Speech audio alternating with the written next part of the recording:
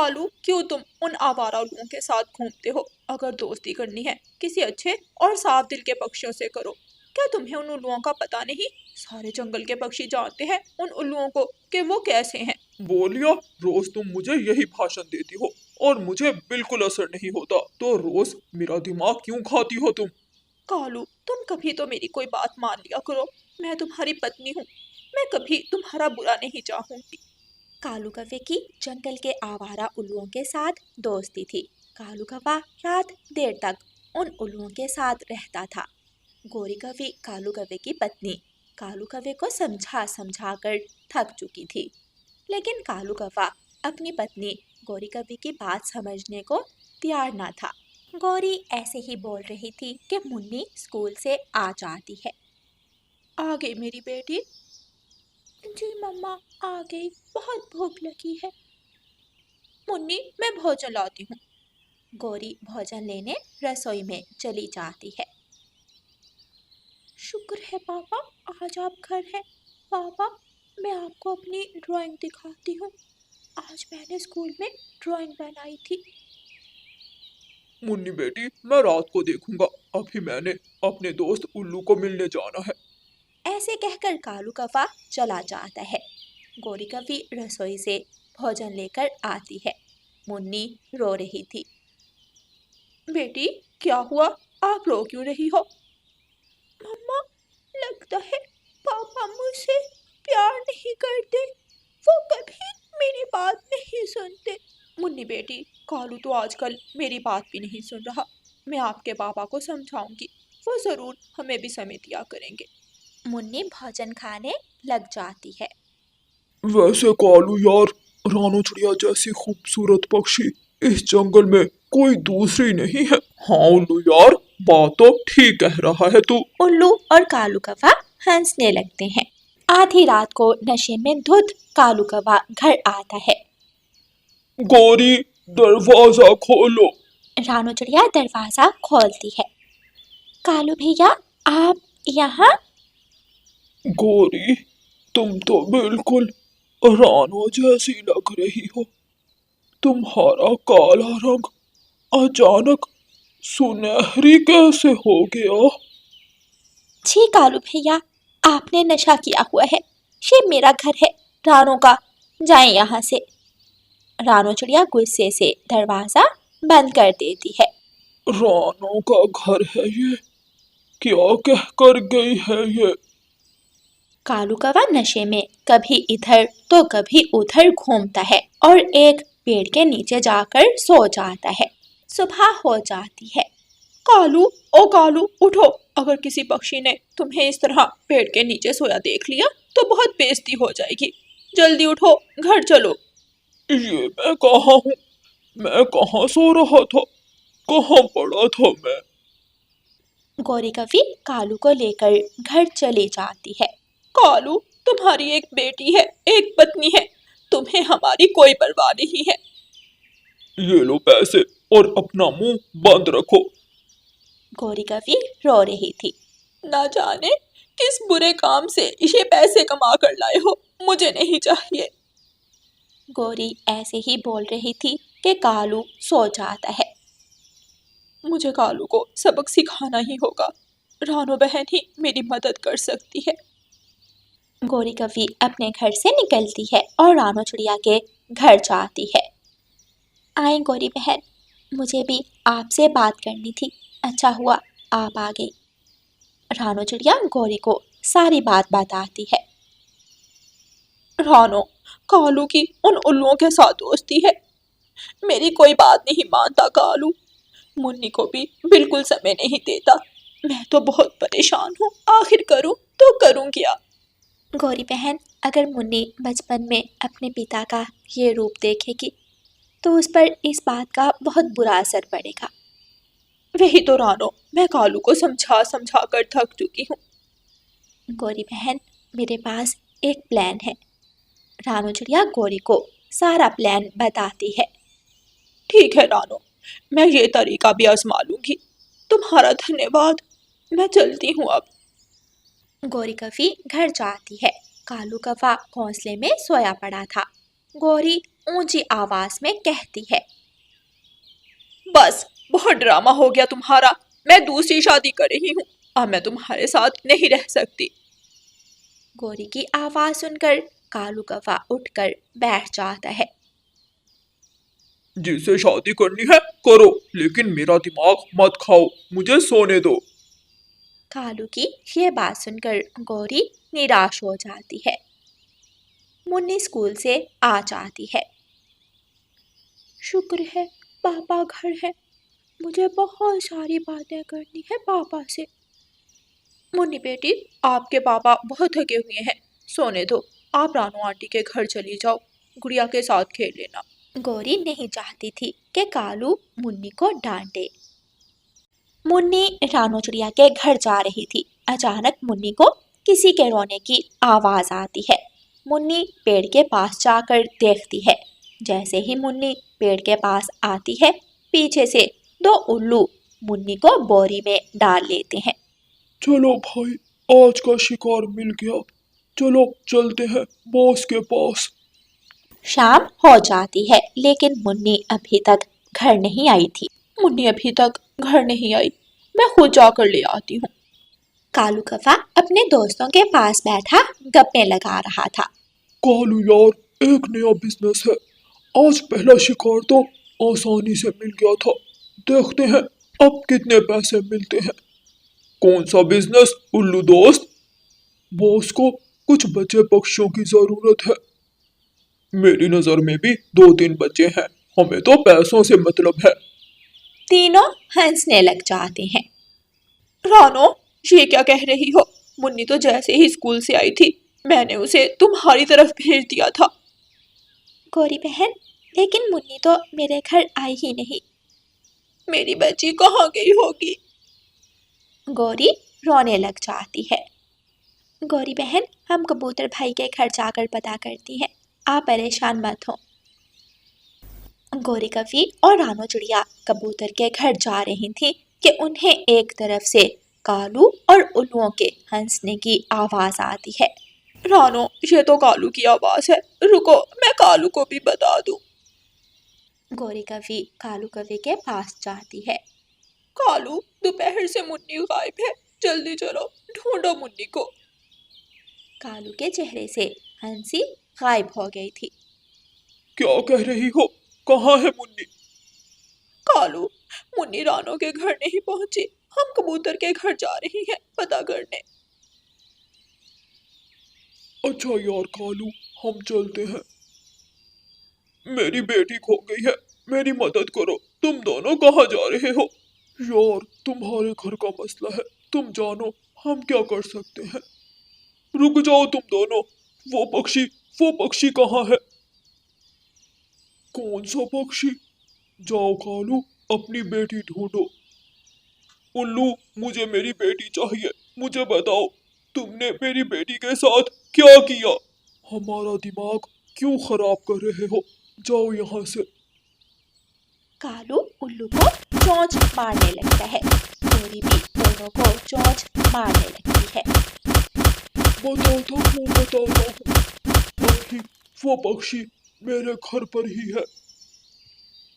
कालू कौवा, गौरी कवि और रानो चिड़िया उल्लुओं के साथ उनके घर जाती है। रानो चिड़िया जल्दी से बोरी खोलती है। बोरी में मुन्नी थी। मुन्नी बेहोश हो गई थी। कालू भैया, मुन्नी को जल्दी उठाएं, बुलबुल डॉक्टर के पास लेकर चलें। कालू कौवा मुन्नी को उठाता है और बुलबुल डॉक्टर के पास ले जाता है। ऑक्सीजन की कमी होने की वजह से मुन्नी बेहोश हो गई थी, लेकिन चिंता की कोई बात नहीं है। गौरी, मैं बहुत शर्मिंदा हूँ, मुझे एहसास हो गया है। मुझे तो ऐसे लगा जैसे मैंने अपनी बेटी को खो दिया। कालू कौवा रोने लग जाता है। कालू भैया, हमारे अपने हमें कभी भी गलत राह पर चलने नहीं देते। अगर आप बहुत पहले गौरी बहन की बात मान लेते तो आज हमें ये दिन ना देखना पड़ता। गौरी, मुझे माफ कर दो। कालू, मुझे वचन दो, तुम दोबारा कभी उन उल्लुओं से बात नहीं करोगे। मैं वचन देता हूँ गौरी। इस तरह कालू उन आवारा उल्लुओं से दोस्ती खत्म कर देता है। प्यारे दोस्तों, अच्छे दोस्त बुरे वक्त में कभी साथ नहीं छोड़ते और बुरे दोस्त कभी फायदा नहीं पहुंचाते। रानू चिड़िया की बेटी गुड़िया बहुत अच्छे दिल की मालिक थी। गुड़िया बिल्कुल अपनी माँ पर गई थी। पक्षियों से लेकर जानवरों तक गुड़िया सबका दिल आसानी से जीत लेती थी। गुड़िया बेटी, मैं भोजन लेने जा रही हूँ, आप घर में रहना। ठीक है मम्मा, जैसा आप कहें। रानू चिड़िया भोजन लेने चली जाती है। तभी गुड़िया को दरवाजे पर दस्तक की आवाज आती है। मैं भूखा गरीब पक्षी हूँ, बहुत भूख लगी है मुझे। कोई है इस घर में? कोई है? मेरी मदद करो। रसोई में देखती हूँ, जरूर कुछ फल पड़े होंगे। गुड़िया रसोई में जाती है। कल के बचे हुए कुछ फल रसोई में पड़े हुए थे। गुड़िया वो फल उठाती है और बाहर साधु पक्षी को देने चली जाती है। ये ले साधु बाबा, घर में बस ये कुछ ही फल है। ऊपर वाला तुम्हारा भला करे बेटी, मैं 2 दिन से भूखा था। तुम्हारा बहुत बहुत धन्यवाद। ऊपर वाला हमेशा तुम्हारी रक्षा करे। साधु पक्षी फल लेकर चला जाता है।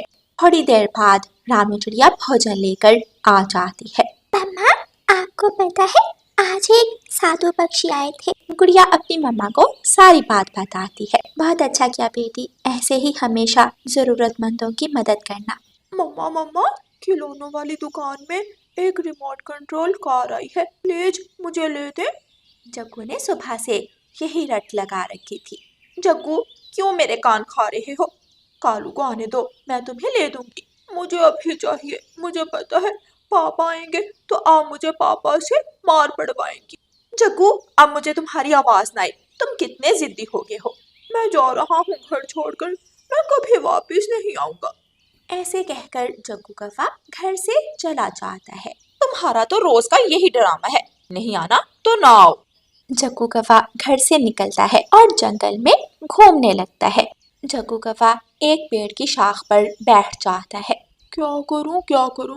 कोई नजर भी नहीं आ रहा, किसे तंग करूं? जग्गू ये सोच ही रहा था कि जग्गू को सामने से आता बिल्ली का बच्चा दिखाई देता है। जग्गू उड़ता है और जाकर बिल्ली के बच्चे की पीठ पर बैठ जाता है। कौवे पक्षी, मेरी पीठ से हटो। छोटे बिल्ली के बच्चे, तेरी माँ कहाँ है? आज तू अकेला घूम रहा है। मैं अपने घर से निकला था, लेकिन अब मुझे वापसी का रास्ता भूल गया है। मियाँ। अच्छा, तो तू भूल गया है। मुझे पता है तुम गुफा में रहते हो। क्या तुम्हें मेरे घर का रास्ता पता है? प्लीज मुझे मेरे घर छोड़ाओ। जग्गू तो पहले ही किसी शिकार को ढूंढ रहा था जिसे वो तंग कर सके। जग्गू बिल्ली के बच्चे की पीठ पर जोर जोर से अपनी चोंच मारने लग जाता है। गुड़िया वहां से उड़ती हुई जा रही थी। ये सब देखकर गुड़िया वहां आ जाती है। छोड़ो इस बेचारे बच्चे को।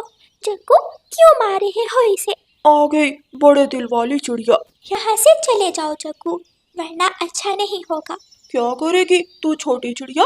गुड़िया जग्गू के पास आती है और जग्गू को चोंच मारने लगती है। देख लूंगा तुझे। ऐसा कहकर जग्गू वहां से उड़ जाता है। गुड़िया बिल्ली के बच्चे की पीठ पर बैठ जाती है। छोटे बिल्ली के बच्चे, तुम यहाँ क्या कर रहे हो? मियाऊ, मैं अपने घर का रास्ता भूल गया हूँ, मेरी मदद करो प्लीज। मुझे पता है तुम्हारे घर का, चलो मेरे साथ चलो। गुड़िया आगे आगे उड़ती है और बिल्ली का बच्चा उसके पीछे पीछे। दोनों बिल्ली की गुफा तक पहुंच जाते हैं। आइंदा अपनी मम्मा के बिना घर से मत निकलना छोटे बच्चे। ऐसा कहकर गुड़िया वहां से चली जाती है और बिल्ली का बच्चा गुफा के अंदर चला जाता है और अपनी माँ के पास जाकर बिल्ली का बच्चा सारी बात अपनी मम्मा को बताता है। मियाऊ, बिल्लू, अगर मुझे कभी वो छोटी चिड़िया मिली, मैं जरूर उसका धन्यवाद करूंगी। गुड़िया भी घर आकर अपनी मम्मा को सारी बात बताती है। शाम हो जाती है। जग्गू भी अपने घर आ जाता है। तुम तो कह रहे थे कभी वापस नहीं आऊंगा, अब क्यों आ गए? मम्मा प्लीज मुझे वो कार ले दे। जग्गू फिर से वही रट शुरू कर देता है। जग्गू, मैं तुम्हें कुछ दिनों बाद ले दूंगा, अब चुप कर जाओ। सुबह हो जाती है। जग्गू रोज की तरह पेड़ की शाख पर बैठा किसी पक्षी का इंतजार कर रहा था। माँ बिल्ली घूमती घूमती उस तरफ आ जाती है। म्याऊं, कौवे इतनी ऊपर चढ़कर क्यों बैठे हुए हो? नीचे आ जाओ। म्याऊं। बिल्ली मौसी, मैं तुम्हारा शिकार नहीं बनना चाहता, लेकिन मेरे पास तुम्हारे लिए एक स्वादिष्ट चिड़िया है, आप उसे खा सकती हो। बदले में मुझे बस कुछ पैसे चाहिए। बिल्ली जग्गू को पैसे दे देती है।